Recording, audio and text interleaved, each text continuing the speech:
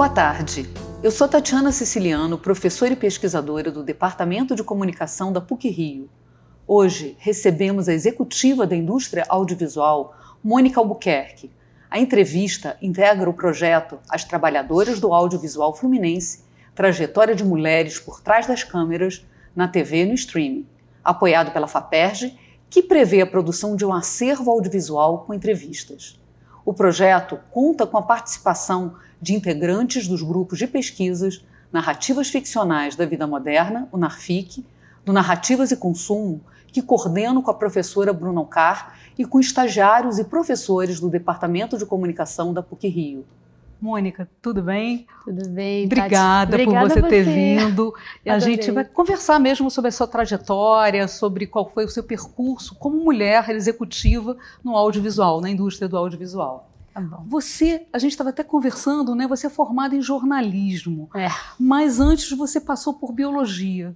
Como foi essa trajetória de sair da biologia para o jornalismo e como foi como você saiu da faculdade, como você começou a fazer, como é que foi a sua carreira? Foi totalmente por acaso, né? Como as coisas na vida são. Eu me preparei para estudar biologia, eu queria fazer engenharia genética e estudei biomédicas, eu estudei no Santo Agostinho, na época separava por área, né, de interesse para você fazer o vestibular. Então eu fiz biologia para o UFRJ, passei, tive uma semana de aula e a UFRJ entrou em greve, numa época em que as greves não terminavam. Essa greve especificamente demorou um ano. E no meio do ano eu estava desesperada, porque eu tinha me programado para começar a estudar. E aí eu resolvi fazer alguma coisa para passar o tempo, porque eu gostava de estudar, sempre gostei, gostava muito de escrever. E aí, por sugestão da minha cunhada, que fazia publicidade na então Faculdade Hélio Alonso, ela falou: tem um vestibular no meio do ano. Era a única que tinha, uma das únicas que tinha vestibular no meio do ano. E aí eu fiz para passar o tempo, de verdade. E o que aconteceu foi que, obviamente, eu me apaixonei, porque, enfim, eu sempre tive uma ligação muito forte com a literatura, era uma das minhas áreas de interesse, gostava muito de escrever, e acabou que, como a greve se estendeu tanto tempo, eu tive tempo também de experimentar, né, todo o estudo de humanas, que também me interessava muito, as primeiras matérias, né, que eram antropologia, sociologia. Então eu acabei desistindo de voltar para a biologia e assim foi. Eu fui no meio, né, da faculdade, a gente tinha que escolher se ia fazer jornalismo, publicidade ou relações públicas. Eu tinha feito uns estágios em agência de propaganda, trabalhando com pesquisa de mercado e tal, mas eu achei que no jornalismo eu podia, inclusive, juntar as duas coisas e fazer jornalismo científico. Com pouco tempo eu compreendi que no Brasil não existia jornalismo científico. E aí foi assim, super por acaso que eu acabei indo trabalhar na TV Manchete, porque na época a TV Manchete tinha um programa muito interessante para jornalistas de último período, que eles faziam uma prova, que era um vestibular, né, aberto para todo mundo, e selecionavam, então, 10 pessoas para ficar numa turma, trabalhando, acompanhado por uma jornalista, que era Eliane, fazendo tudo, né, rua, edição.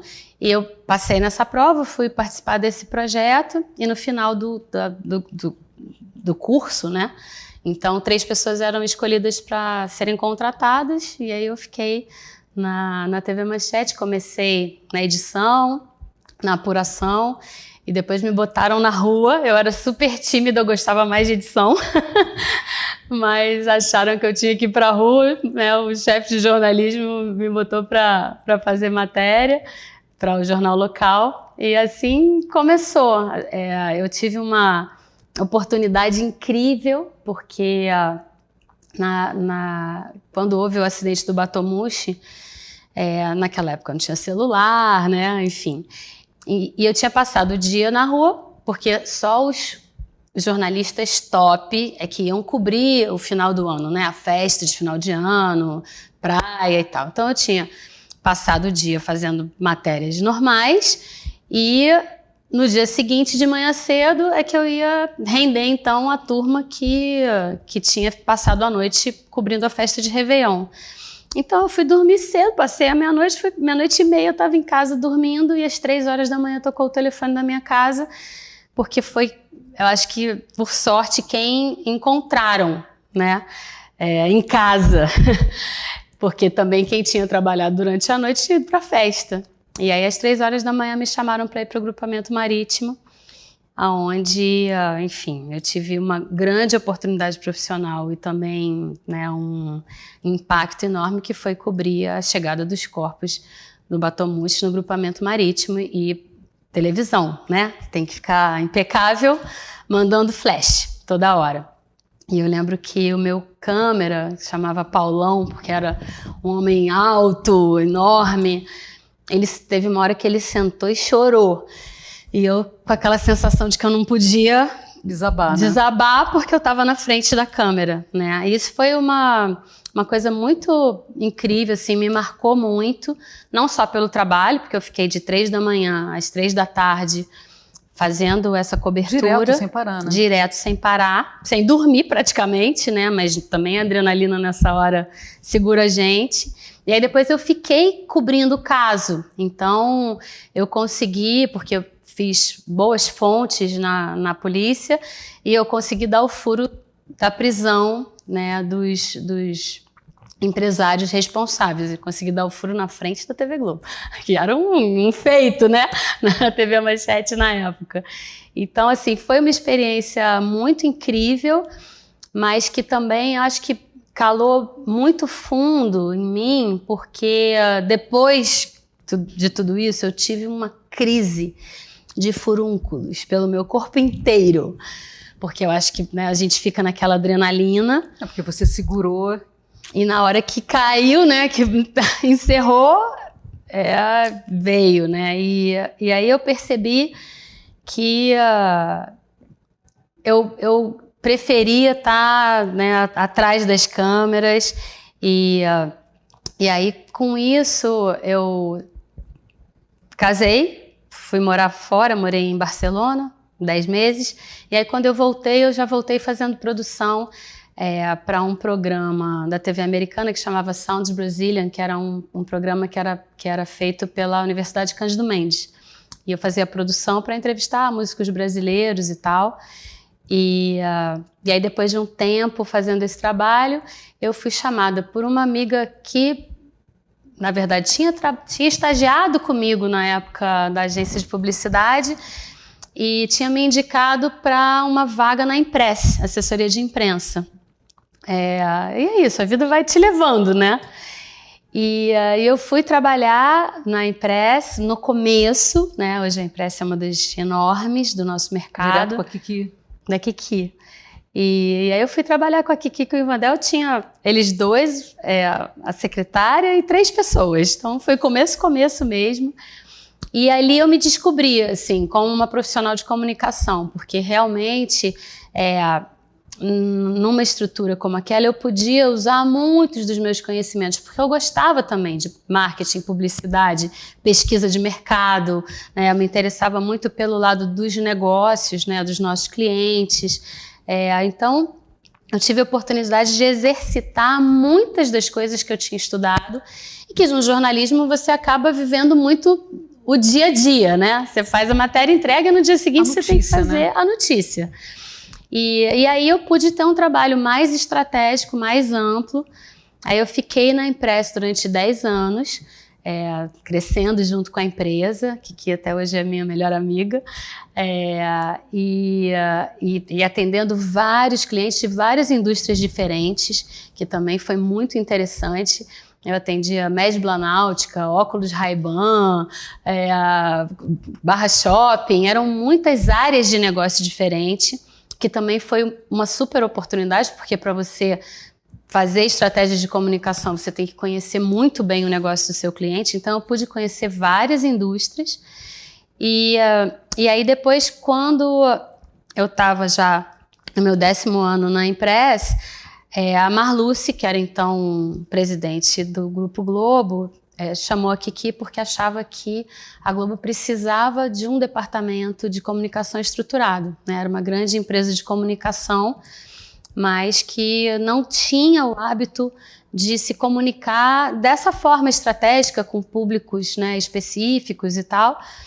E aí a gente, na verdade, montou um birô da Impress dentro da Globo para montar o departamento. E aí eu fui fazer esse trabalho, porque também sempre gostei dessa parte corporativa, estrutura, organograma, planejamento. Você ficou na própria Globo? E aí eu fiquei na própria Globo.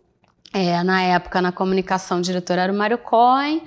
E quando a gente tinha um contrato de 1 ano para montar o departamento, e aí quando estava já, sei lá, 2 meses de vencer o contrato, houve uma troca, saiu o Mário, entrou o Luiz Erlanger, que veio do jornalismo para assumir o departamento de comunicação, e aí falou, puxa, será que você não quer ficar? Você montou tudo isso e tal?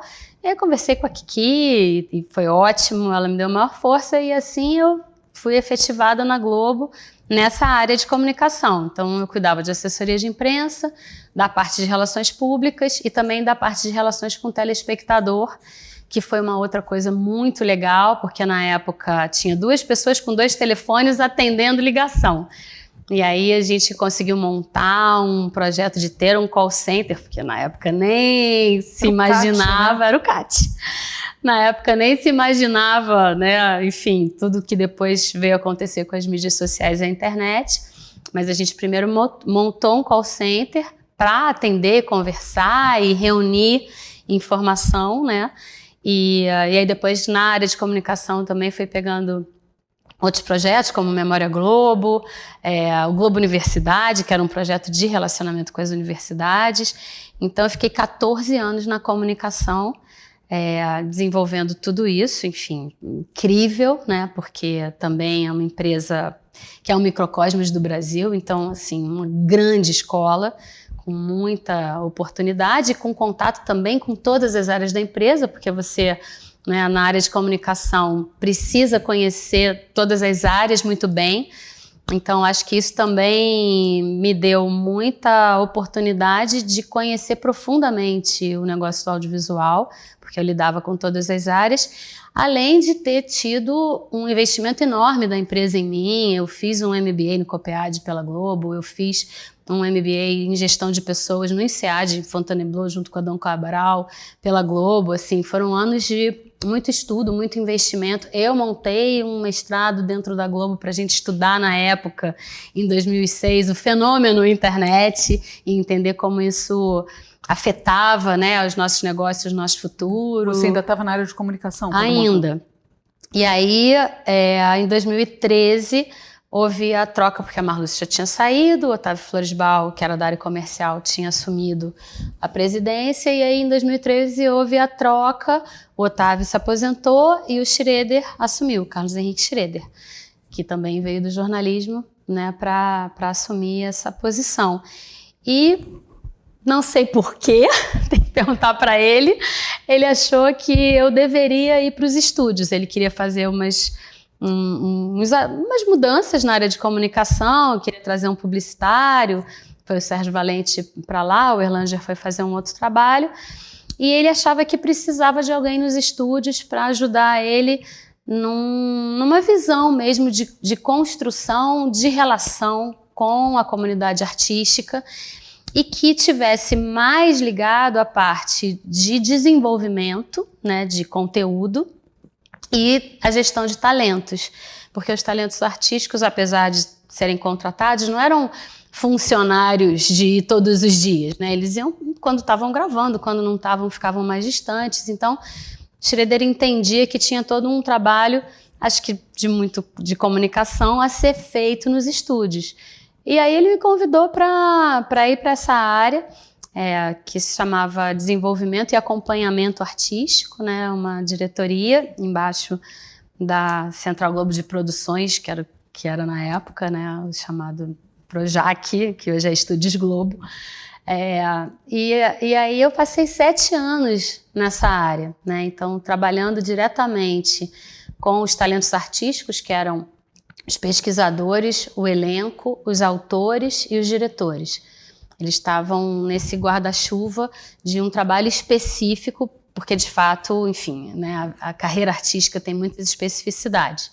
E também organizando essa parte do desenvolvimento dos conteúdos, que é uma coisa que existe em todos os estúdios no mundo, né? Você tem a parte de produção, que é mais operacional, né, botar tudo de pé, mas as áreas de development, né, elas existem em todas as indústrias, são áreas muito importantes, porque é onde começa tudo, né? Tudo nasce da ideia.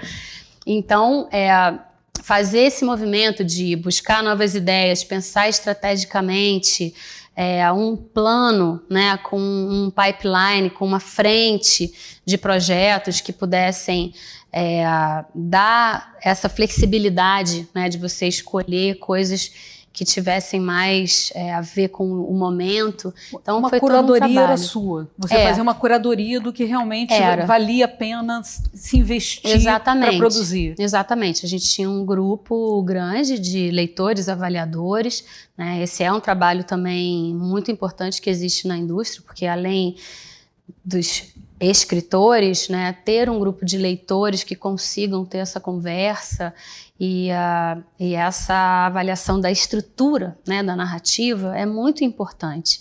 E esse até é um gap que a gente tem no mercado. A gente não tem tanta gente formada para isso, né? Então, assim, houve bastante esse investimento. No caso dos autores, houve um investimento enorme também da nossa parte de estudar a estrutura das séries. As séries já começavam, né, a atrair a atenção dos espectadores. Porque foi ano 2000 isso, né? Foi 2000 as séries começaram a explodir quando o streaming começou a explodir. Mas tinha já nas TVs por assinatura? Já tinha, mas tinha muita sitcom, né?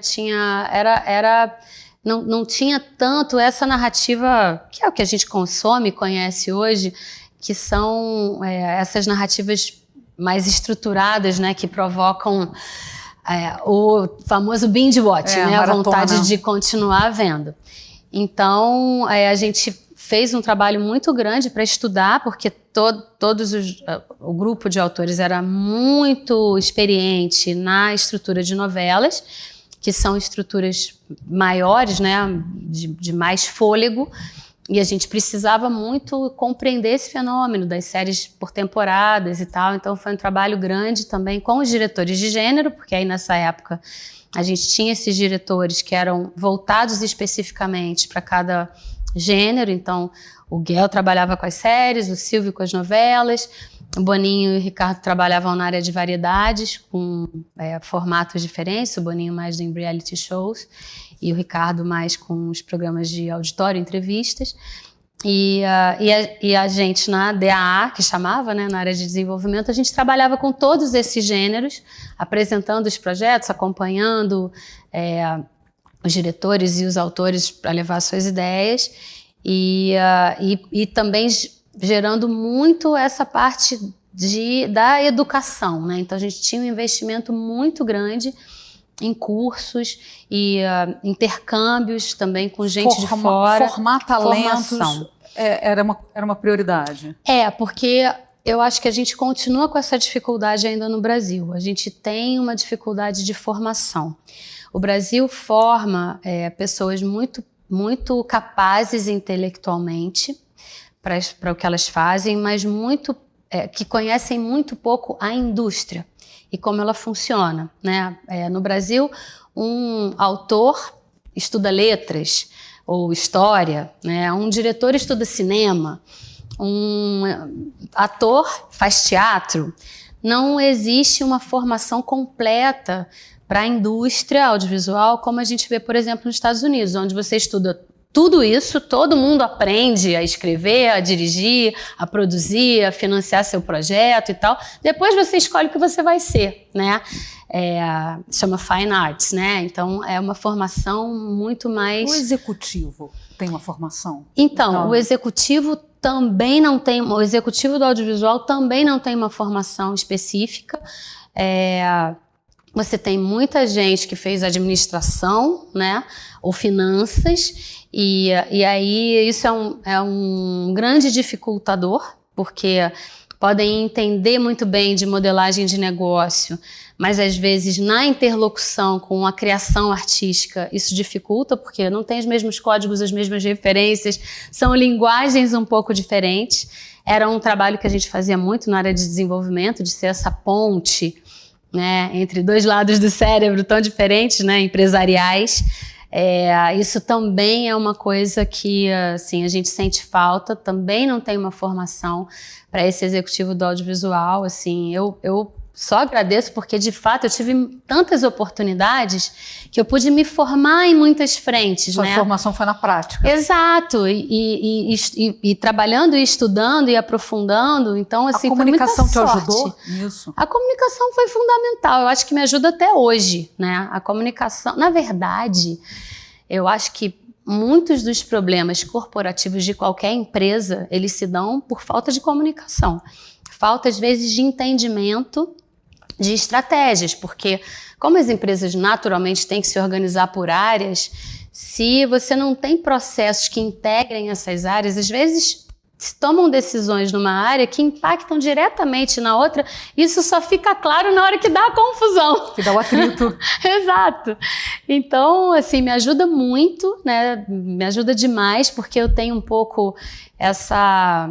Até porque eu acho que como eu fui né, criada no jornalismo, a gente não tem tanto essa coisa de hierarquia, né? Um jornalista, enfim, está representando o veículo onde ele trabalha, onde ele estiver. Então, ele fala com o presidente da República ou entrevista o Gari Sorriso, né, na avenida com a mesma facilidade. E eu acho que isso ajuda muito, né? Porque as empresas têm estruturas, né?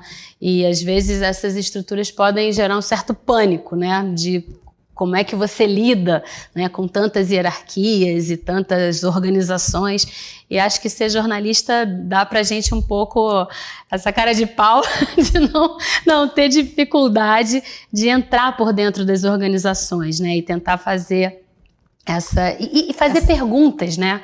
Que é a coisa mais importante da vida, é você fazer perguntas e você conseguir, então, a partir daí, entender qual é o problema e estruturar, né, o problema. Saber também contar isso para outra área e dizer, olha, sabe, o que está acontecendo não é tudo isso, é mais simples, esse ponto. Aí a pessoa fala, então dá para resolver de outro jeito. Então, acho que não bom executivo também tem que fazer boas perguntas. Também, é fundamental. Você tem que saber escutar, né? Hoje eu estou falando aqui um monte que você está pedindo para contar. Mas eu acho que saber escutar é muito fundamental. Inclusive, saber escutar, porque eu acho que culturalmente, né, no Brasil, o brasileiro ele é muito relacional. Né? Então, é muito difícil se relacionar com estruturas que não tenham uma cara, né? A gente é mais próximo, né? Tem uma coisa pessoal. Então, é muito importante também ter essa abertura e esse tempo para escutar as pessoas, porque é natural, a gente vive cada vez mais num mundo, né, e num momento histórico mais complexo, né? Assim, a gente tem muitas crises em muitas frentes, as pessoas estão angustiadas, elas têm muitas dúvidas, né? As respostas não são simples, ninguém sabe exatamente como é que vai estar o mundo daqui a um ano, né? Isso tudo cria muita angústia.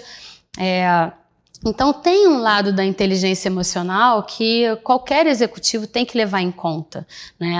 As empresas passam por momentos de fusões, aquisições, trocas de comando. Assim, isso é uma realidade permanente. Mexe, né? Isso mexe muito com as pessoas, a vida das pessoas, né? Então, também entender esses movimentos... Pra pagar, né? Todo mundo tem conta para pagar. Então, entender esses movimentos e essa necessidade... eu acho que é muito importante, né? Assim, ouvir, entender os pontos e tratar disso, conversar sobre isso. Porque quando a gente não fala sobre as coisas, isso vai criando, vai minando uma cultura, né? Porque as pessoas continuam falando, elas vão tomar café... Falam nos corredores, né? E falam nos corredores, né? E aquilo vai gerando não só angústia, porque uma angústia alimenta a outra, como também bicho-papão, né? Porque aí alguém acha que aí faz uma análise, e aí o outro já piora. Então, assim, você tem que falar, né? Isso é... O processo de comunicação interno de uma empresa é muito fundamental para a saúde da empresa, seja de que indústria for. E acho que na indústria audiovisual isso fica mais potente porque, de fato, você está lidando com uma indústria criativa que, enfim... Que a emoção está na base, né? Exato! É emoção pura, né? Então, realmente essa é uma preocupação e acho que isso me ajuda demais, assim, me ajuda incrivelmente, porque acaba que é um jeito natural, porque eu aprendi desse jeito, então eu acabo, né, reproduzindo naturalmente, o que às vezes até surpreende as pessoas, porque eu falo, nossa, você é uma executiva que conversa, aí eu falo, tipo, né? Eu nunca tive outra experiência, né? Eu nunca tive uma vivência diferente dessa. Mas eu sinto que isso faz diferença e me ajuda muito, me ajuda a construir relações de respeito, de confiança, né? Assim, até porque eu sou jornalista, eu não minto, assim, eu falo a verdade. E sempre com essa perspectiva também, né? De entender que às vezes tem comunicações, né, ou informações que doem no outro, mas que é melhor você falar, dar o contexto, explicar, porque você pode sofrer, mas pelo menos se você entende, diminui um pouco, né, essa aflição. O teu DNA é de jornalista, assessora de comunicação ou de executiva? Qual seria o seu DNA? Eu acho que já misturou tudo. É um híbrido? É um híbrido e assim, é alguma coisa que é muito legal, porque de verdade, em cada momento, eu posso usar uma ferramenta diferente. Acho que tem muito um DNA de psicóloga também, porque esse exercício, né, de escutar as pessoas também tem sido um grande aprendizado na minha vida e para minha vida pessoal, inclusive, assim, com os meus filhos. Agora eu tenho uma neta, né? Então, assim, acho que é um exercício muito bacana, mas eu acho que, assim, no fundo, o meu DNA de origem é a pesquisa, né? E quero que acabava que ia me levar para a biologia. E que, no fundo, é um pouco essa curiosidade, né? Eu sempre quero aprender alguma coisa nova, isso sempre me estimula, me surpreende, me instiga. Então, assim, eu acho que essa conexão, assim, com o estudo, com o conhecimento, isso está na base mesmo do meu DNA e talvez acabe, né, facilitando juntar todas essas profissões, né?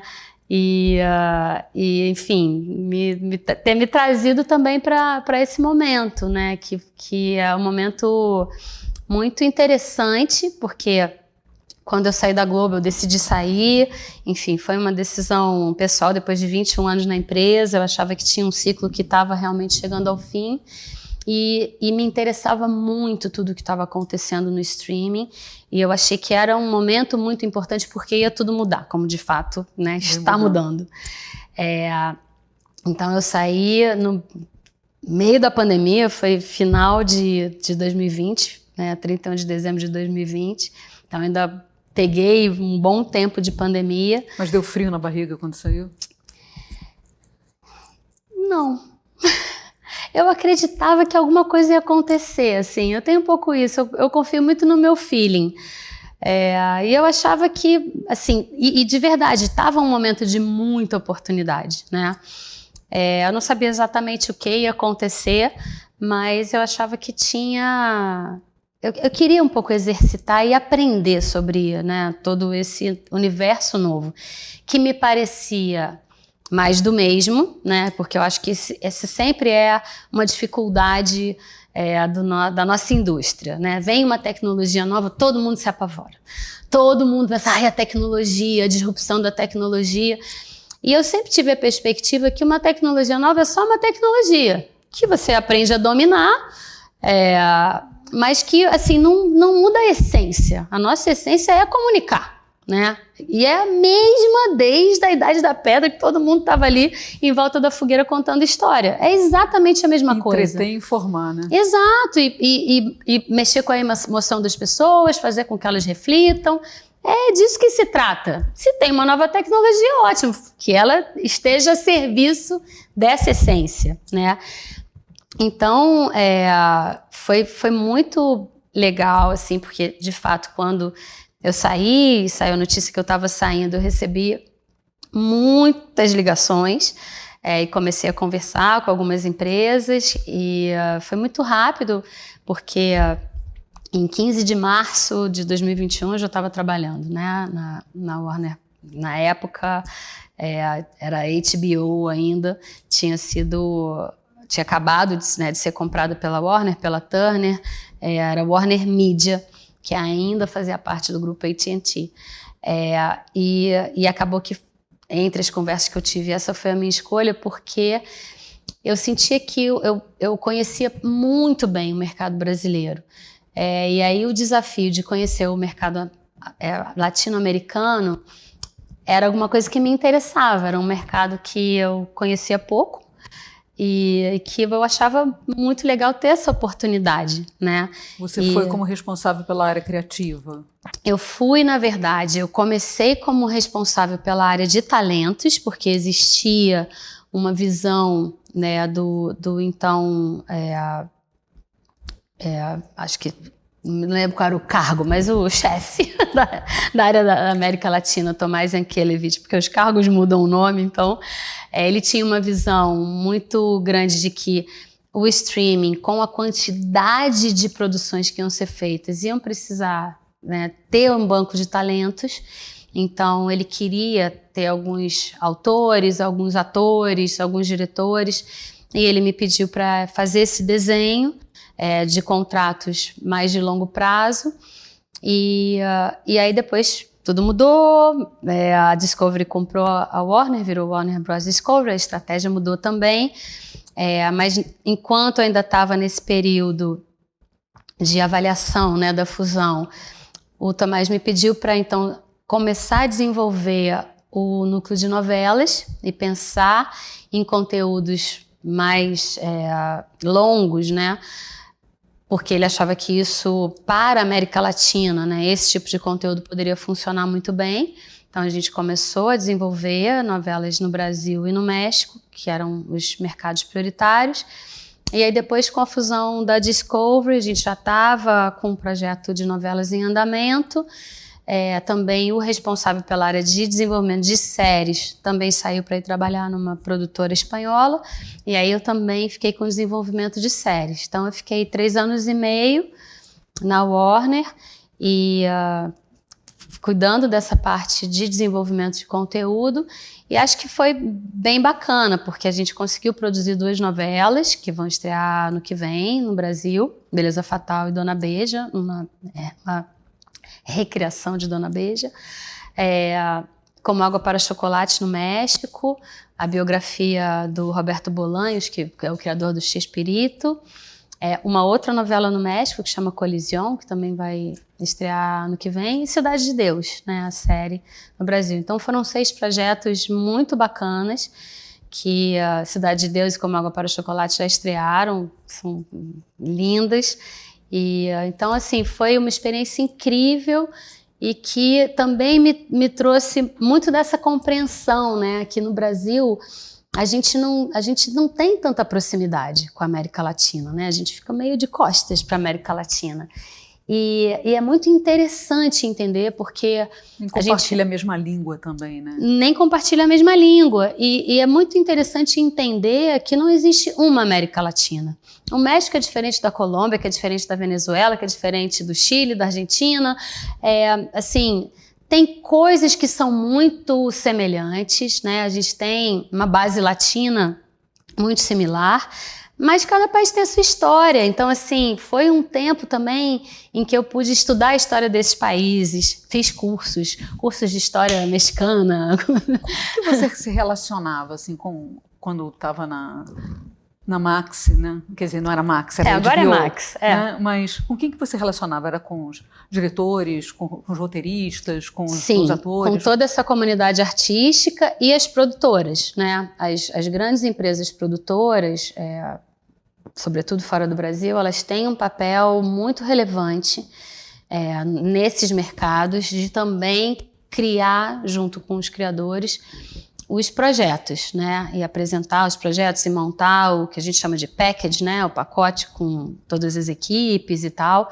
Então, eu me relacionava diretamente com essa comunidade artística em tudo que dizia respeito ao momento de criação, né? Da ideia até ela ser aprovada, receber o green light para ser produzida. A partir do momento da produção, eu passava a fazer só o acompanhamento, mas quem, enfim, produzia era a área de produção.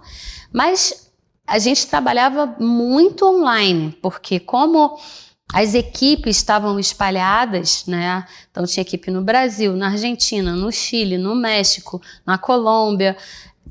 A vida era online. E também acho que a pandemia ensinou muito, né? Porque todo mundo contava na empresa que antes era um viajar sem fim, né? E não, depois da pandemia, sobretudo, enfim, a vida, desse ponto de vista, simplificou bastante, né?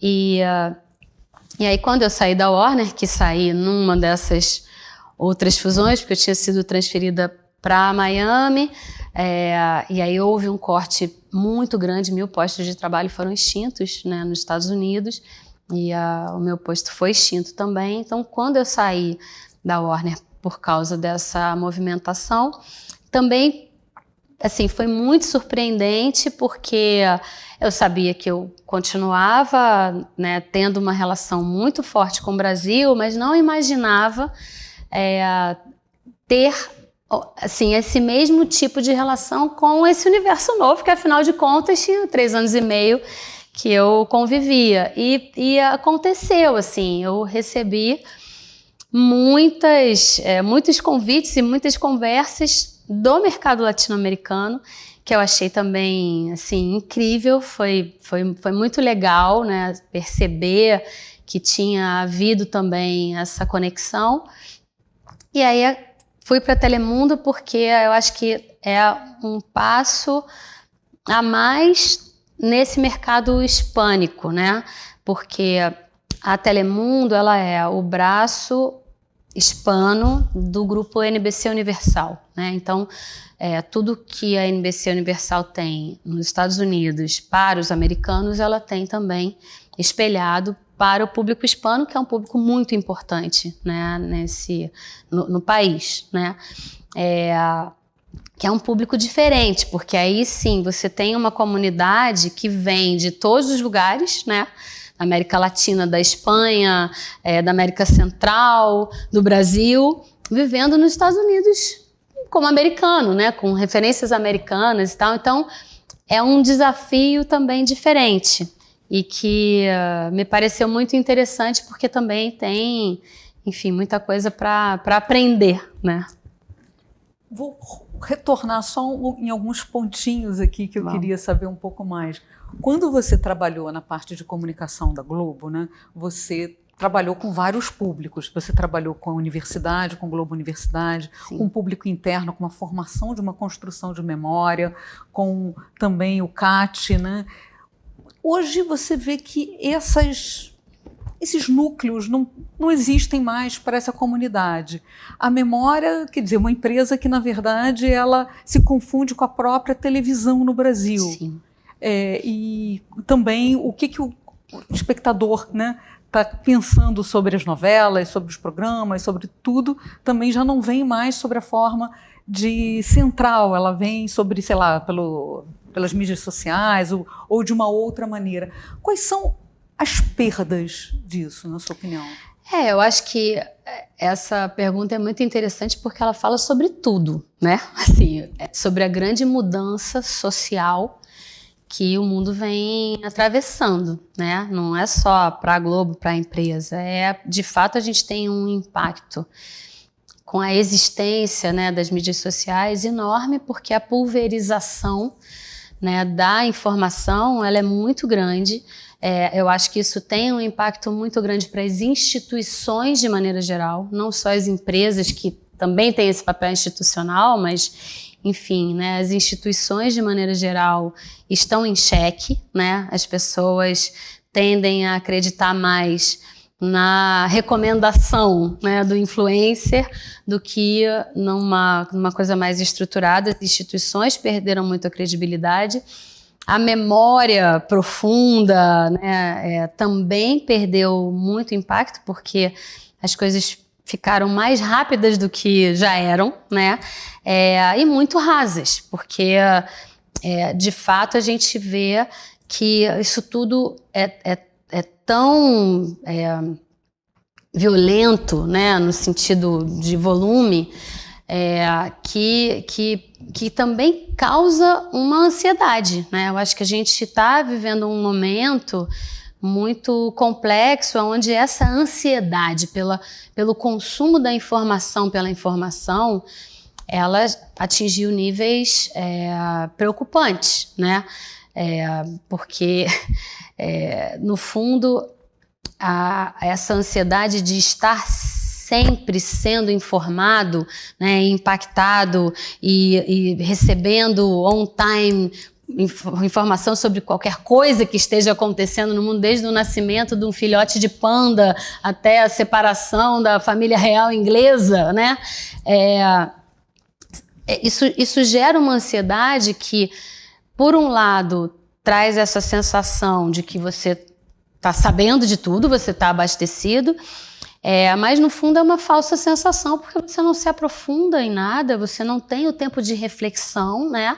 Você não tem o silêncio, que acho que é alguma coisa que é muito fundamental, e isso se reflete em tudo, assim. Acho que esse é das grandes questões, né, para as quais a gente não tem resposta, né? Como isso vai se autorregular, né?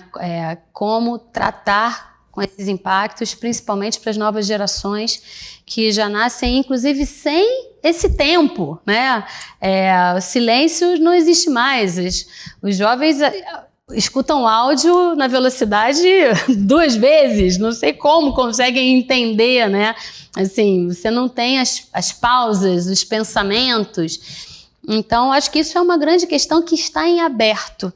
Assim, um grande desafio para a comunicação, talvez o maior desafio, né, da área de comunicação e para o audiovisual também, porque eu lembro que quando a gente estava em 2014 estudando a estrutura narrativa das séries, a gente fez um estudo sobre quanto tempo demorava uma cena, e a gente via que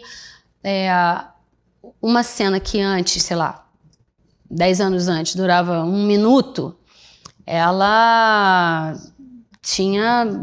não existia mais, né? Nessa estrutura da construção narrativa, não existe cena de 1 minuto. Ninguém fica escutando uma cena de 1 minuto, né? Isso tinha caído pela metade, né? Uma cena tem 30 segundos e tem que contar a história. E isso a gente vê, talvez hoje, se a gente voltar a fazer com o TikTok, né? Essa pesquisa, esse tempo, e também um tempo de atenção, diminuiu mais ainda. Provavelmente está em 15 segundos, 14 segundos. E dá para contar uma história com tão pouco tempo? Então, dá, né? O problema é como você conta. E aí eu acho que isso também é uma grande discussão para o audiovisual, que é uma coisa que eu vejo atualmente. Não tem tempo de silêncio.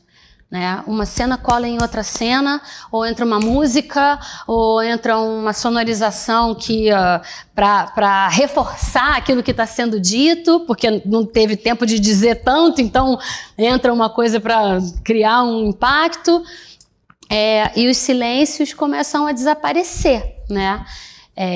E isso também afeta muito na própria interpretação do ator, né? Que precisa preencher, às vezes, um texto com uma expressão, com uma microexpressão, onde nada é dito, mas você entende tudo. Então, esses tempos, que também são tempos fundamentais para a compreensão, porque você não tem só a comunicação do que é dito, mas daquilo que você vê e interpreta e sente, esses tempos começaram a se perder e é alguma coisa que tem que se pensar, né? A gente vê hoje um consumo muito grande, e aí, obviamente, se tem um consumo muito grande, a indústria vai atrás de produzir mais, de conteúdos de true crime, de conteúdos de thriller, de aventura, polícia e tal, porque é um jeito de trabalhar na emoção, a emoção da rapidez, a emoção da intensidade. Hiperbolização dessa emoção. Super. E de fato é um consumo muito grande, que eu acho que tem a ver com essas novas linguagens, o TikTok e tal, mas que a gente tem que pensar sobre isso, porque tem algumas escolhas, né, algumas eleições de conteúdos que não estão sendo feitas e que precisam ser feitas, né? Porque, na verdade, a função do conteúdo, e a gente vive numa indústria, a gente, né, esse é o show business, tem que ter o show, mas tem que ter o business, ele tem que se pagar, ele tem que fechar as contas, a equação, tá tudo certo. Mas a função social do conteúdo, ela é muito importante e ela não pode ser desconsiderada, né? O conteúdo existe para fazer com que as pessoas consigam pensar nas suas próprias vidas, desde a época de ficar em torno da fogueira contando história, né? E essa é a função social. Da ficção, né? Da ficção. Das histórias, né? Você tem um propósito social, não só um cimento social que une as pessoas, como dar esse tempo de reflexão. Nem todo mundo no mundo pode fazer terapia. Consumir ficção e pensar na sua vida a partir da vida do outro, viver outras experiências, mesmo quando você não teve oportunidade de viver na sua vida, é muito importante para a formação da humanidade. Então, eu acho que a indústria hoje, naturalmente, até por conta de todas essas disrupções, está muito preocupada em como fecha a conta, como fecha a equação, qual ecossistema vai sair de todas essas movimentações, mas está chegando num momento bastante crucial e que eu acho que vai ser muito rico, talvez por todas essas pressões econômicas e tal, a gente está chegando num momento muito fundamental de discussão do propósito, para que essa indústria existe, né?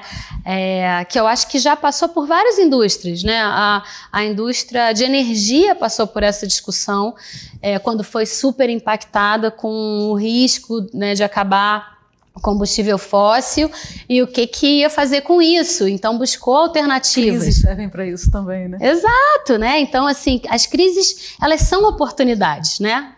Não por acaso, o ideograma chinês, crise é igual ao de oportunidade. E eu acho que estar na indústria audiovisual, nesse momento, que é um momento crítico para o mundo, em várias frentes, e muito desafiador para a indústria, é o melhor momento que a gente podia ter.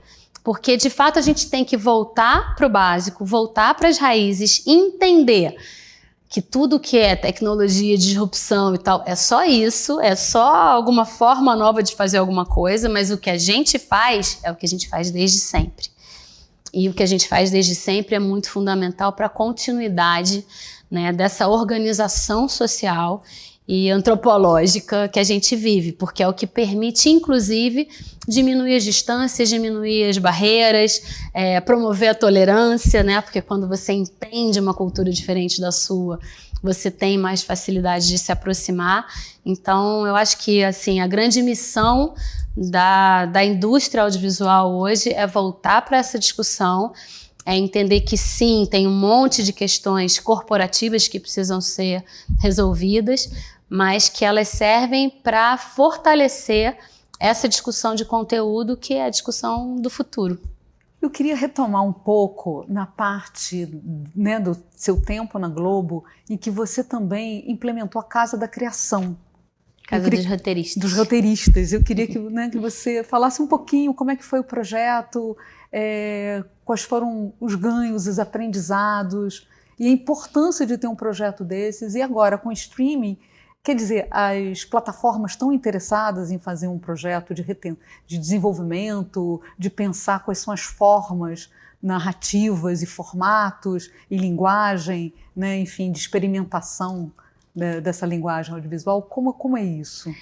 Então, a Casa dos Roteiristas foi um pouco a consequência natural de todos esses cursos de formação, da gente entender o que estava acontecendo com as séries, porque, na verdade, assim, o insight veio um pouco dessa percepção, né, que todas as vezes que a gente reunia uma turma para fazer um curso desses e tal, era muito legal o que acontecia no intervalo, né? No cafezinho, na hora que parava para o almoço e tal. Que era isso, era um monte de cabeças criativas conversando ali. E aí, eu conversando até com minha equipe, eu falei, gente, é muito legal isso, porque acaba acontecendo uma colisão criativa, que é isso, as pessoas se encontram e aquilo gera novas ideias, porque aí um pergunta o que o outro está fazendo, não sei o quê. E aí eu falei, a gente tinha que achar um jeito de juntar todo mundo de uma forma mais estruturada, porque o que acontecia até então? Cada autor trabalhava na sua casa, ou no máximo tinha um cowork qualquer alugado que se reunia com a sua equipe. Então, os projetos eles eram desenvolvidos longe dos estúdios, né? Levar as pessoas para o Projac naquele momento era difícil, porque ainda seria um sacrifício. Hoje até eu já sei que a Rosane Schwartzman já conseguiu essa proeza e levou, né? Mas naquela época eu falei, tá todo mundo, a grande maioria na Zona Sul, né? Então vamos buscar um espaço na Zona Sul, porque o que acontecia é que esses coworks, essas salas, né, de writers' rooms e tal, a Globo alugava para as pessoas poderem trabalhar. Falei, vamos pegar esse dinheiro e ir para um mesmo lugar. Foi assim que surgiu a ideia. Porque, de verdade, assim, foi muito legal ver como acontecia, como era rico esse encontro, né? Então, a gente acabou encontrando uma casa do lado da emissora, no Jardim Botânico, que tinha 12 salas. E aí, a gente, então, e aí, no primeiro momento, obviamente, isso era voltado para séries, né? Porque as novelas também eram difíceis de serem escritas dessa maneira. Os autores de séries já funcionavam um pouco nesse sistema de writers' rooms. Os autores de novela, muita gente que trabalhava sozinha, em casa, às vezes um morava em São Paulo e o colaborador no Rio e tal, e escrevia de madrugada. As séries já estavam mais organizadas, né, do ponto de vista de fazer uma reunião, modelo de writers' room durante X horas por dia e tal. Então a gente montou essa casa para as séries e era mais ou menos isso. A gente tinha, em geral, em desenvolvimento, umas 10 séries, né, de vários subgêneros e tal.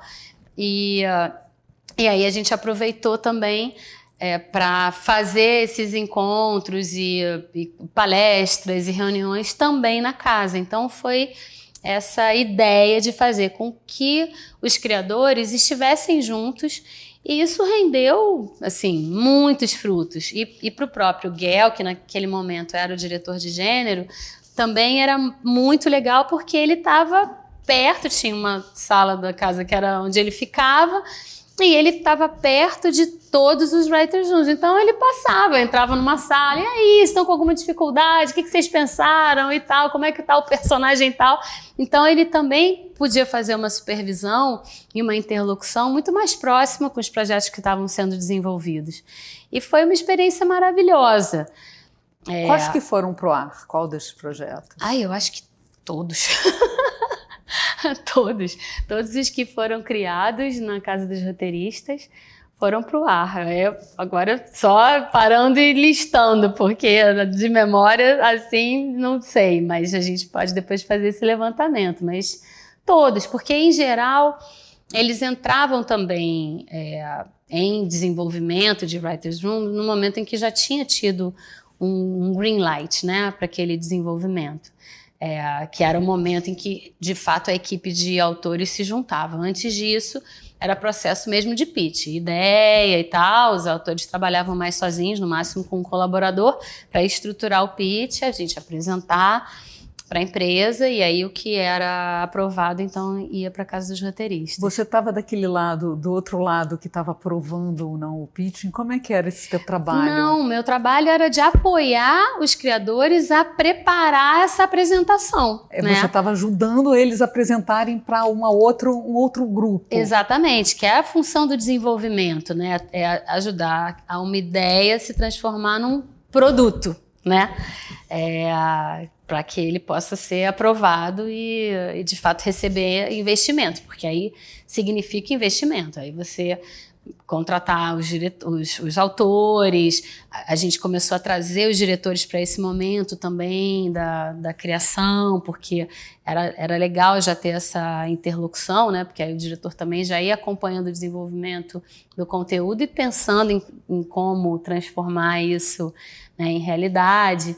Então, eu estava desse lado, de brigar pelos projetos, pelas ideias, e porque também tem isso, né? Às vezes uma ideia, ela precisa de um tempo para maturar, né? Para ser apresentada também no tempo correto, precisa ser melhor estruturada, porque uma ideia é alguma coisa muito frágil, né? Então, assim, esse investimento em empacotar, né, em apresentar a ideia e todas as suas potencialidades, ele é muito importante. Senão você pode perder uma boa ideia só porque ela não estava bem apresentada para ser aprovada, né? Então esse era o meu trabalho e é o trabalho que eu faço até hoje, que eu gosto muito de fazer, que é exatamente defender as ideias e sempre com essa discussão, né, sobre os propósitos, né? Por que a gente vai contar essa história?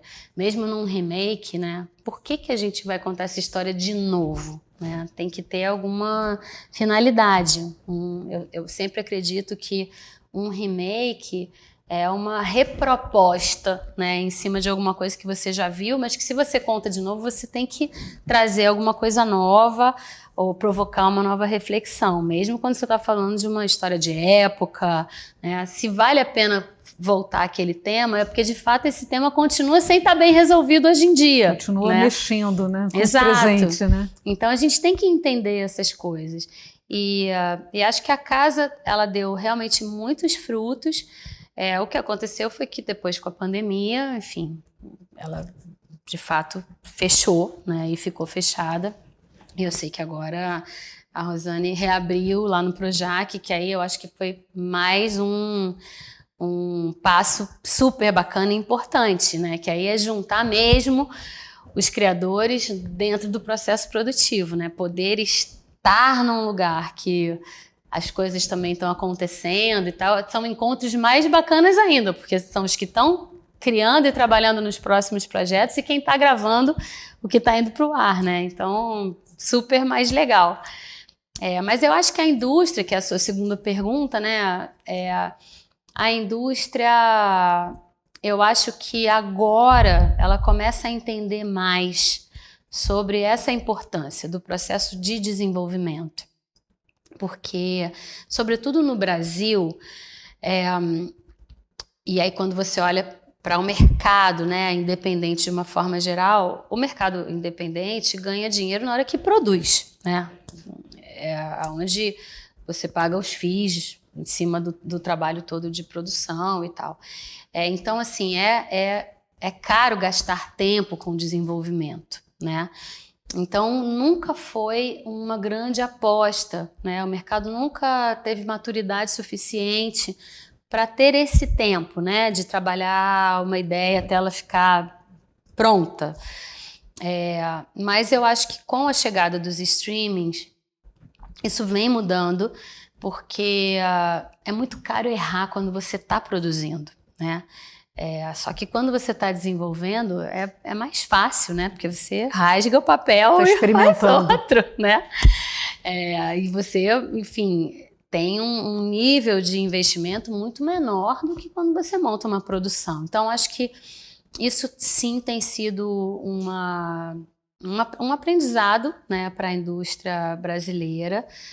Eu sinto que isso vem mudando, existe hoje um pouco mais de tempo para o desenvolvimento, até porque, como os streamings têm, né, uma necessidade muito grande de resultado,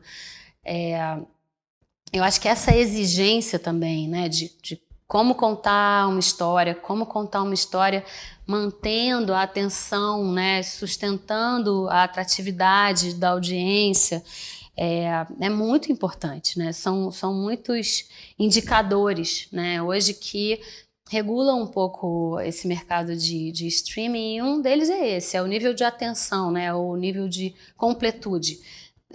Quantas pessoas que começaram a ver a série chegaram até o último capítulo, né? Isso é um índice muito importante. Então, a história tem que ter essa capacidade, né, de gerar essa vontade de chegar até o final. Isso é matemática, isso é estrutura narrativa, é como você vai armando a sua história com twists, né, e reviravoltas e surpresas para você manter essa atenção até o final.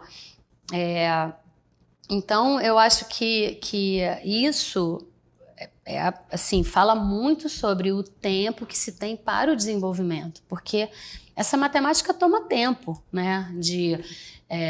Porque não é só o gancho do episódio, é ao longo do episódio também. Em que momento você tem que chamar a atenção, gerar uma surpresa, né? Tem toda uma métrica de estrutura que é muito importante e que fica muito evidente hoje para o streaming, né? Tem uma técnica, mas também tem uma sensibilidade que você precisa desenvolver, não tem? Tem. E isso demora um pouco de tempo para você achar o ponto. Assim, demora e um autor demora para ser formado. Assim, em média, um autor, para chegar a ser um autor sênior, demora uns 10 anos. E quando você contrata esses autores por obra e pitching toda hora e contrata por obra, como é que você forma um autor que possa te dar um volume de produtos que sustentem aquela ou programação, se a gente estiver falando uma TV aberta, ou até mesmo uma por assinatura, ou de repente você tem um catálogo mais atraente se a gente estiver falando do streaming? Então, na verdade, quando você trabalha por job, você não forma, né? Você tem que ter um mercado formado, e um mercado sênior. Acho que essa talvez seja uma das grandes dificuldades do Brasil. A gente já tem bastante gente sênior, né, que foi formada nessa grande escola, né, das televisões que fizeram esses investimentos, mas o próprio mercado ainda precisa se desenvolver mais. Tem mercados, por exemplo, como o México, que nesse ponto de vista estão muito mais desenvolvidos.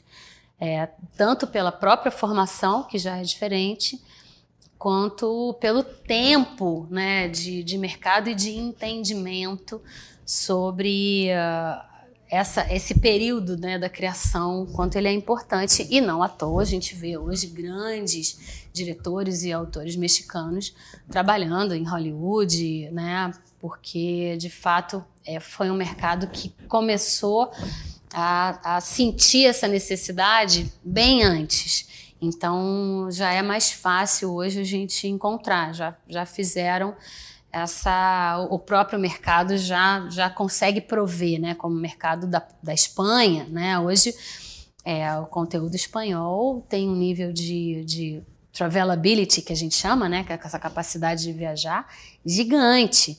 Né? E fenômenos semelhantes a gente tem visto também no Oriente, né? Turquia, Coreia, onde houve esse investimento na formação. Esse investimento ele vem do Estado ou ele é um investimento que vem de um pool de iniciativas privadas? Depende do país, né? Na Turquia foi basicamente Estado, né, com investimento em educação. E no México, por exemplo, foi um investimento de mercado mesmo. Você tem grandes produtoras muito estruturadas que, além de produzirem, também fazem seus investimentos no momento da criação. Tem seus writers' rooms, tem seus autores e tal. Então, enfim, depende muito do desenho, né, mercadológico do país. O México, assim como estrutura de TV aberta, a Televisa também é uma empresa poderosa, como a Globo é uma empresa ainda poderosa no sentido de ser, né, de teve um bom tempo como liderança absoluta, formadora, né, e de várias coisas, entretenimento, informação, isso tudo. Como a Televisa, ela formou mais do que a Globo, ela formou igual, ou outros agentes também ajudaram nessa formação? Eu acho que a Televisa, durante muito tempo, formou igual, assim, estruturas muito parecidas. O que aconteceu é que a própria Televisa sentiu essa necessidade de romper essas fronteiras, né? A ViX, que é o streaming da Televisa, é um streaming que está muito interessado também no mercado americano e no mercado latino, para além do mercado mexicano. Então, a Televisa também fez muito esse movimento de ir para fora, e isso acabou estimulando esse mercado, né? E esse mercado de produtores. E eu acho que também a própria situação geográfica do México, com a proximidade tão grande, né, com os Estados Unidos, sobretudo com a costa oeste americana, né, onde está Los Angeles, Hollywood e tal, isso também gerou esse interesse, né? Então você viu muitos mexicanos indo estudar na Califórnia, né, e cinema, fine arts e tal, e trazendo essa contribuição. Esse foi um movimento que começou a acontecer no México bem antes do que a gente viu acontecer no Brasil, né? Mesmo hoje em dia, para o brasileiro, a gente já vê muitos brasileiros indo estudar fora e tal, mas comparativamente com o México é um número muito menor, né? Então, isso acabou estruturando um mercado também, junto com esses movimentos da Televisa de expandir, acabou gerando um mercado bastante sênior. Então, eu acho que toda essa transição foi uma transição no México um pouco mais orgânica do que o que a gente viu no Brasil, né? No Brasil é um fenômeno recente, essa mudança de modelo, né? Basicamente da pandemia para cá. No momento em que a gente ainda viu também no Brasil toda uma desestruturação do ponto de vista de investimento de governo nessa indústria, né? Então, assim, foi um momento em que muitos fatores conjuntamente se reuniram, e então acho que foi mais rápido, foi menos orgânico, esse movimento, o que nos traz maiores desafios, né, para a indústria brasileira nesse momento, que é de achar esse espaço da formação do mercado, que acho que depende muito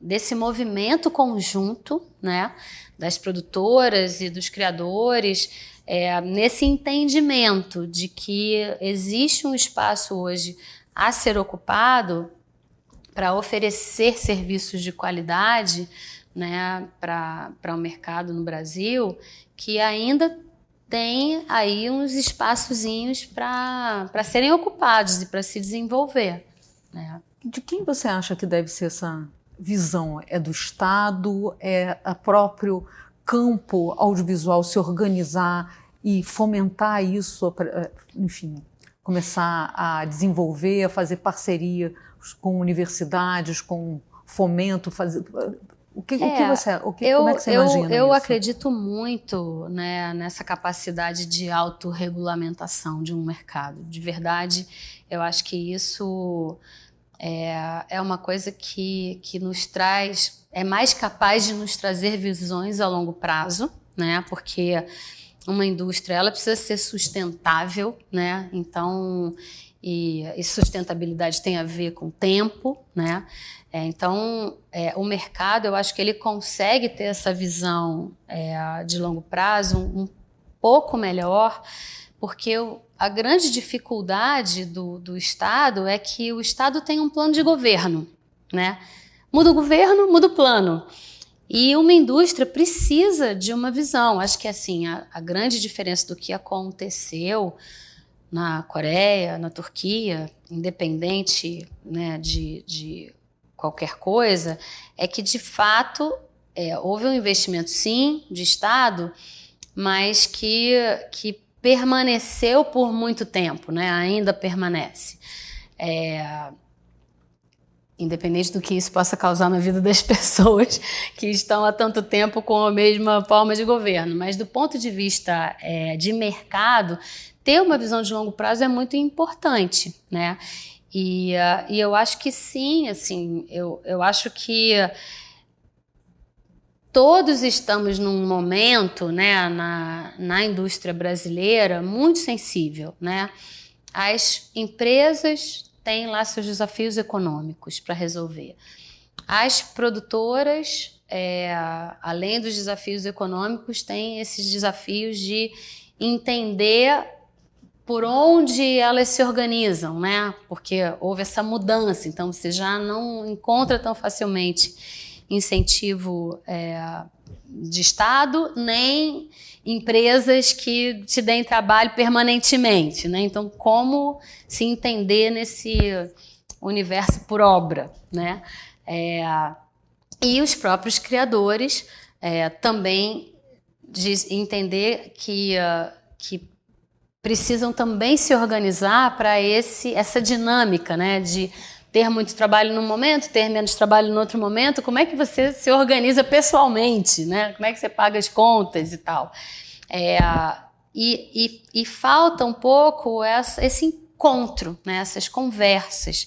Acho que isso é uma lição muito grande que a gente vê no mercado americano, né? Que além as empresas são competidoras, claro, pelo seu público, mas elas têm conversas e eventos que são conjuntos. Então, tem o upfront das grandes empresas.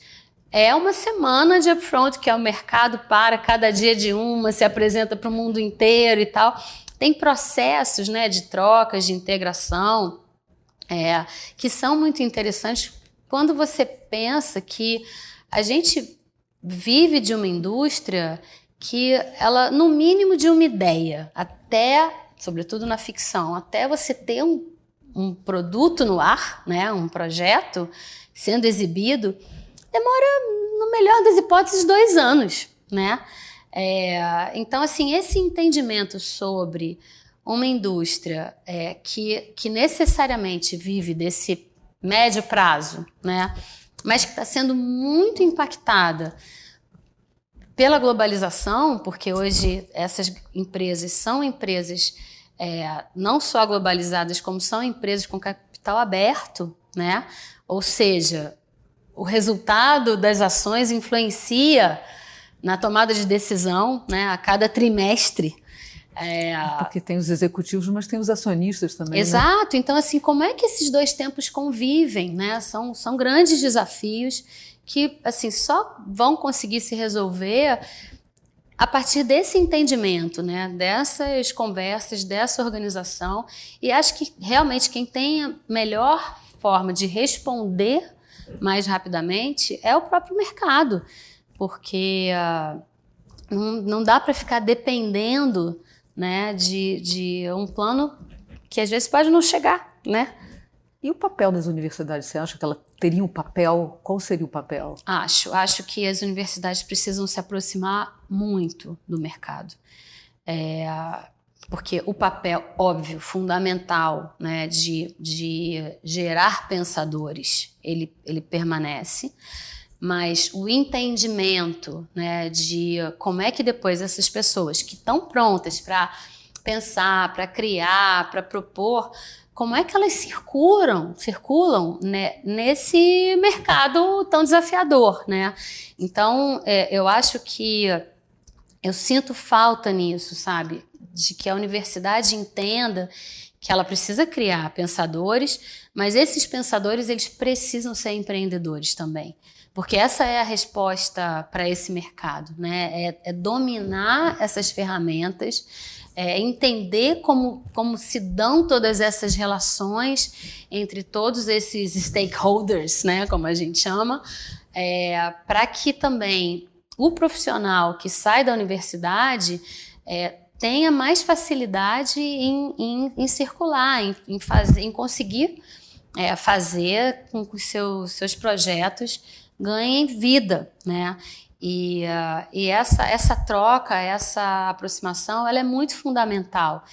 E eu sinto que, enfim, não todas as universidades, em algumas claramente a gente vê esse movimento, mas a gente ainda tem um desafio grande dessa percepção, né, que existe um mercado em desenvolvimento num momento confuso, desafiador, difícil, e que infelizmente não é suficiente só dominar as técnicas do conteúdo, né? Você precisa dominar as técnicas do negócio também, né? Porque no final das contas, mesmo para as pessoas que querem fazer seus próprios projetos, né? Projetos autorais e tal, mesmo nesse contexto, é preciso saber empreender, né? É preciso saber botar de pé um projeto. E essa é uma carência hoje do nosso mercado que sem sombra de dúvida, as universidades podem ajudar muito. E ajudar muito também na provocação do que vem por aí, né? Não só da formação básica que todos nós temos que ter, e é isso, nos ombros do gigante, né? Como diz Humberto Eco, a gente tem que subir nos ombros de quem veio antes da gente para a gente ver mais longe. Então, assim, é muito importante a formação, né? E todas as referências que nos trouxeram até aqui, mas a gente tem que olhar para os desafios futuros, sobretudo a nossa nova disrupção, né, que vai ser a inteligência artificial e tudo que vem junto com não só essa tecnologia, como com essa forma de ver o mundo, com essas relações com criadores que podem já não ser humanos, né? Como é que a gente vai entender esse mundo que se apresenta? Esse futuro, né? Esse futuro. Que está por vir. A gente faz sempre uma pergunta em relação ao feminino, à mulher, né? Como é que você entrou na Globo numa época muito masculina, em que as decisões eram muito masculinas, o quadro executivo era todo formado por homens brancos, enfim, dentro de meia idade, né? Era basicamente esse o quadro. E foram chegando várias mulheres e você foi uma das que chegou ao topo da organização. Como é que foi, como mulher, você ter esse enfrentamento ali dentro, né? Ou esse enfrentamento, ou essa relação ali dentro? Eu acho que foi, como tem sido, eu acho que para todas nós mulheres, um processo de conscientização, né? Porque no começo não era nenhuma questão. Assim, o mundo era como era, né? Eu acho que e a gente, sendo mulher, tinha que aprender a lidar com tudo com muito jeito, porque era isso, era comum, né, numa mesa onde tinha só homens, alguém pedir para ir, pede ali para a moça trazer um cafezinho para gente, né? E isso parecia normal. E com o tempo, e eu acho que com todas as discussões, né, que graças a Deus a gente foi conseguindo trazer para a mesa, essa consciência foi se tornando mais clara, né? E aí você vê que faz muita diferença quando você tem uma mulher na liderança, porque não só ela olha para outras mulheres, né, como tem, inclusive, um nível de compreensão. Eu me lembro muitas vezes de mulheres que vinham conversar comigo muito nervosas porque tinham que avisar que estavam grávidas e tal. E, obviamente, eu como mulher, 3 filhos, eu falava, ai, que maravilha, não, olha, vai ser ótimo, deixa eu te contar, ter filho é a melhor coisa do mundo.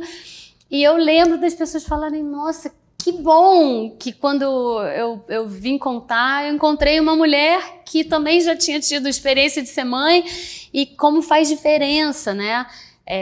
E a gente vai tomando essa consciência, né, de que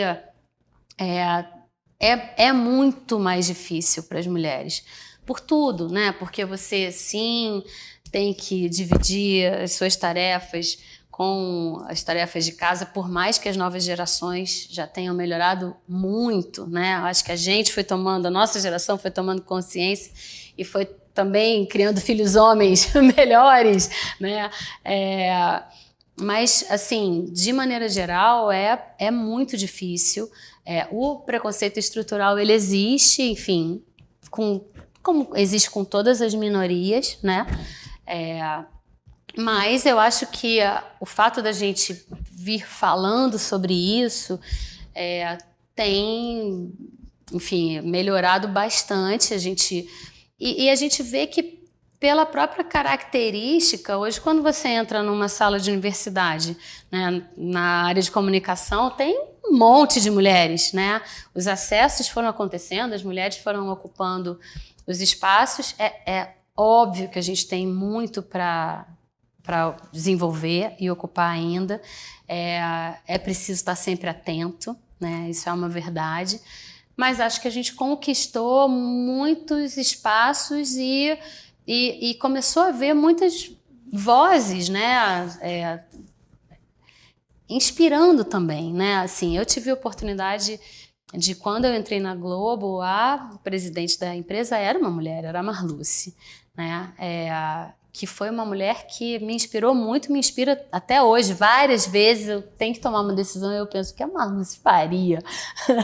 Porque foi muito bacana ter tido essa oportunidade. Depois, enfim, ela saiu, ela ficou doente, teve que sair. Mas ter encontrado essa mulher nesse lugar, para mim, foi muito inspirador, né? Assim, fez parte, eu acho que da minha formação. A própria Kiki Moretti, né, na Impressa, uma grande inspiração. Então, eu acho que à medida também que você vai encontrando mulheres, né, ao longo do seu caminho, que passaram pelas mesmas dificuldades e com quem você pode trocar, isso também te fortalece, né?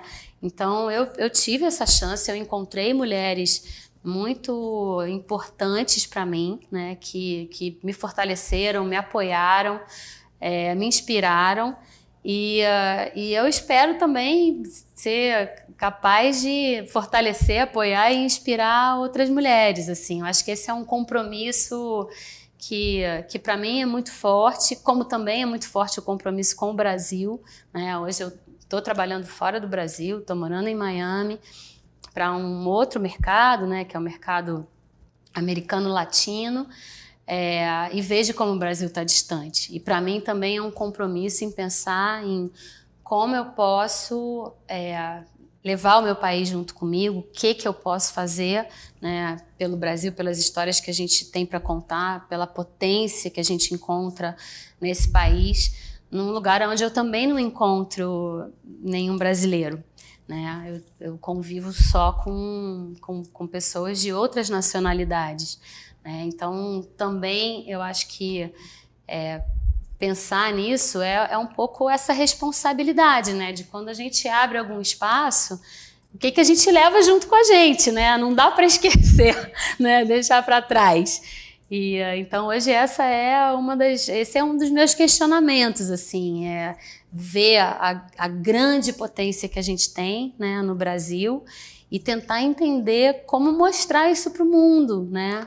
A telenovela, você acha que ainda é uma grande potência ou não? Você acha que ela vai mudar ou que não teria mais aderência? O que aconteceu com ela na década de 70, de ser o grande produto, principalmente com a grade e com aquele sanduíche, telejornalismo, telenovela, telejornalismo, hoje não tem mais espaço para isso. De qualquer maneira, também a gente vê no streaming um pedaço de mim, uma Beleza Fatal, né? Um remake da Dona Beija e a própria Elisabetta dizendo que vai investir nisso na Netflix. Sim, eu acho que tem sim espaço. Eu acredito muito, porque a telenovela nada mais é que o folhetim do século XIX, né?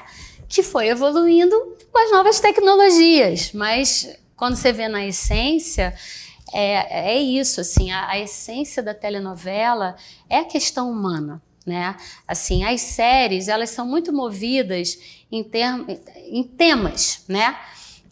Quando você vai para uma novela, a construção do melodrama, ela parte do humano, ela parte do psicológico, né? De você tentar entender o que aqueles personagens que estão vivendo ali aquele momento vão fazer com as vidas deles, né? Não é o tema que te leva, aí o médico que tem que salvar a vida, o policial que tem que descobrir o crime. Não, é a relação familiar, a relação entre amigos, é o humano mais humano de todos, né? Os ódios, os amores, as alegrias, as tristezas. A vingança. Exatamente. Então, assim, isso tem um lugar para sempre.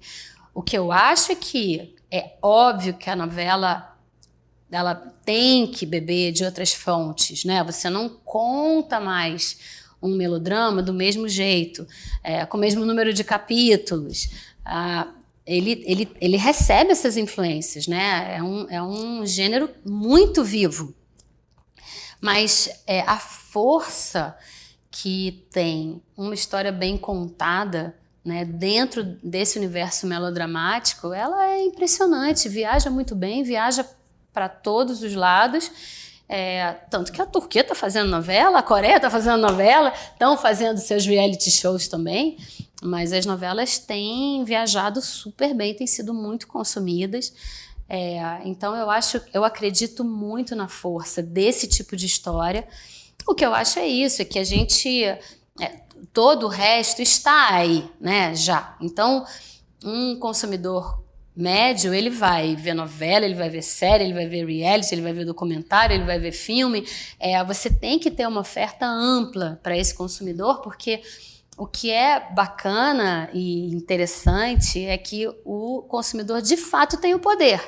Ele escolhe o que ele vai ver, quando ele vai ver, e ele vai montando a grade dele, ele se autoprograma. E é isso que dá essa força ao streaming, essa possibilidade da pessoa se autoprogramar, mas você já vê muitos movimentos de programação ao vivo, né? Transmissão de eventos esportivos, concursos, shows de música, que juntam um monte de gente ao mesmo tempo, no mesmo horário, né? Que é a essência da televisão aberta, que também permanece por causa disso, porque essa força também de tantas pessoas se reunirem no mesmo momento para ver a mesma coisa, é uma força que permanece também. A televisão aberta como veículo tem vários desafios. O próprio conceito de grade precisa ser pensado.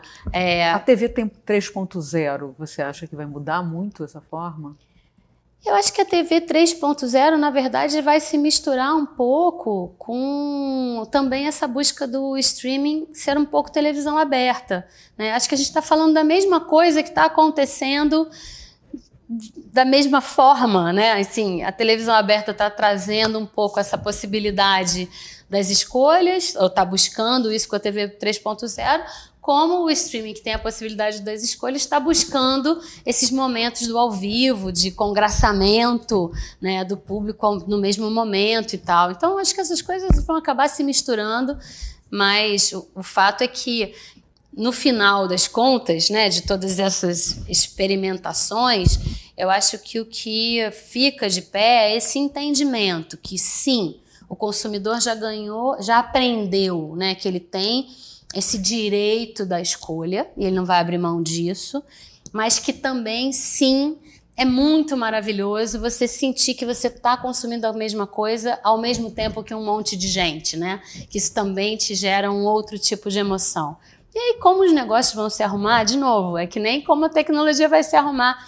Isso é consequência. Mas esse movimento, ele tá dado, né? Ele não tem retorno. O que os negócios vão precisar é se arrumar porque eles têm que ser rentáveis. E aí, essa busca de como é que se combina tudo isso, esse desejo de consumo, né? Como é que se organiza isso para poder oferecer isso para o consumidor e como é que essa conta fecha. Mas, de novo, é tecnologia.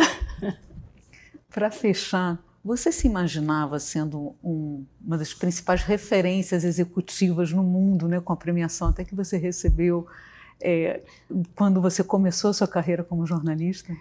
Não. Quando eu recebi a premiação da Variety, eu fui a primeira brasileira, né, a entrar nessa lista, foi uma surpresa gigante, inclusive porque a gente não sabe, né? A gente só é comunicado quando de fato a lista sai e eles ligam para avisar. E ligam para a empresa, né? Então a revista ligou para o Schroeder, que estava na casa dele, e ele me ligou feliz da vida para contar. Foi uma surpresa enorme. E eu te digo, assim, eu não entendi nem porquê. Assim, eu falei, gente, o que eu fiz para estar nessa lista? Porque a vida vai te levando também por esses caminhos e assim, você vai vivendo, né? Você não para realizar ou para pensar o que fez, o que deixou de fazer, né? O que isso te trouxe. E foi muito emocionante, assim, porque de fato eu entendi e me senti, né, muito nesse lugar de responsável, sabe? Dizer, caramba, né, se eu recebi esse privilégio, né, de ter sido, enfim, considerada uma pessoa importante na indústria e tal, eu tenho muita responsabilidade, né, de honrar, né, esse lugar. E quem, assim, falou sobre isso para mim, que foi muito bacana, foi a Edna Palatinic, que é, enfim, uma pessoa que sempre foi minha guru, uma mulher genial de 75 anos que continua trabalhando, que sempre trabalhou com autores, e que me disse, viu, eu disse para você que um dia você ia estar em cima daquele palco, porque a gente uma vez tinha ido juntas ao MIPCOM, uma feira, né, que acontece em Cannes todo ano, e a gente foi assistir uma palestra da Anne Sweeney, que era na época presidente do grupo Disney. E eu fiquei muito impactada com o que ela dizia, da forma com que ela dizia, uma grande executiva. E na época ela estava lançando conteúdos curtos no celular, ainda antes também do advento da internet. E perguntaram para ela na plateia, né, porque tinha depois perguntas, se aquela conta de estar fazendo conteúdo curto de 3 minutos para o celular, se aquela conta ia fechar. E ela falou, não importa é que a empresa fecha as contas, porque a gente tem que estar sempre avançando. E eu achei aquilo incrível, eu achei aquilo inspirador, aquela mulher, a única mulher também num palco que, enfim, sempre tinha palestrantes homens, e a Edna que estava comigo disse, um dia você vai estar nesse palco. E eu ri, falei, eu? De jeito nenhum. E aí, quando saiu essa coisa da Variety, ela ligou e falou, viu, eu disse que um dia você ia estar no palco, tá aí, esse é seu palco. E foi muito legal, assim, porque eu acho que isso abriu muitas portas. Quem me colocou nessa lista foi um homem, foi o John, que é jornalista da Variety, e eu liguei para ele para agradecer e até para perguntar, né, por que ele tinha me indicado. Ele falou, porque as coisas que você tem feito na Globo são muito diferentes, você merece a indicação, e isso vai mudar a sua carreira, ele me disse. E de fato mudou, porque eu acho que isso me trouxe uma visibilidade internacional que permitiu, né, depois naturalmente, organicamente, com que eu pudesse trilhar essas oportunidades que apareceram. E assim, foi realmente muito importante, mas eu não imaginava. Mas eu sou muito grata, né, por tudo isso, pelas pessoas que eu encontrei, né, que me ensinaram tanto. Eu sempre tive pessoas brilhantes, né, ao meu redor, que eu pude aprender muito. E espero, enfim, poder também contribuir com tudo que eu aprendi, compartilhando, né, com quem também quer aprender, quer se desenvolver. E dizer que a vida é isso, a vida é uma surpresa maravilhosa. A gente nunca sabe, né, para onde os caminhos vão te levar, mas a gente tem que estar pronto, né, estar pronto para caminhar e se divertir com isso, porque afinal isso é o que importa na vida, né, que a gente seja feliz. Tenha prazer fazendo o que faz, né? É isso. Mônica, muito obrigada. Obrigada a você. Muito obrigada por ter compartilhado toda essa sua experiência com a gente. Obrigada. Mesmo. Foi um prazer, uma honra. E agradeço de novo pelo convite e parabéns pelo projeto, que é muito bacana. Honra pra gente, com certeza. Obrigada. Obrigada.